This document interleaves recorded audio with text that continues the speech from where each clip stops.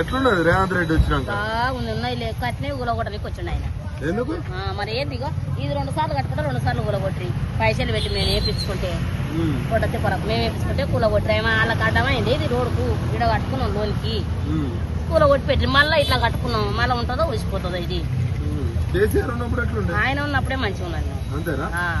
Free boss ఎందుకమ్మా లంజమని అడిగిపోతే free bus పెట్టింది పని లేక. ఫ్రీ బాస్ ఎందుకు? ఫ్రీ బాస్ ఎందుకమ్మా పని లేక? ఫ్రీ బాస్ ఎవడెక్కుతున్నాడు? మేము ఎక్కాం అబ్బా ఫ్రీ బాస్. బాస్ ఎక్కుతలేము మేము. చేసిన ఆయన కోర్టు ఎవరు చేయలే. ఏమి లేవు. 500 గ్యాస్ అని గ్యాస్ లేదు.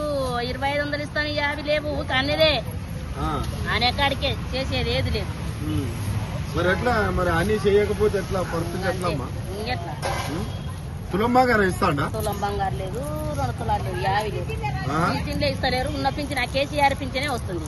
ఆ పింఛన్ వస్తుందా? ఆ పింఛనే వస్తుంది. మరి అదన్నా రెగ్యులర్ ఇస్తాడా? ఇస్తున్నాడు.